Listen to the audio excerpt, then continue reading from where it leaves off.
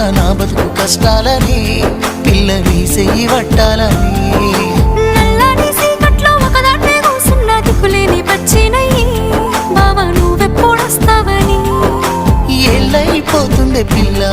ఎన్నెలొచ్చింది మన బతుకులా ఏలైపోతుంది పిల్ల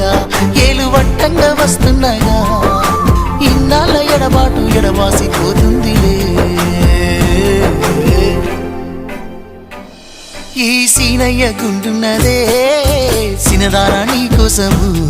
ఈ దూరాన్ని చెరుపుతూ తీరాల తెగిరింది అందాల ఈ మానవు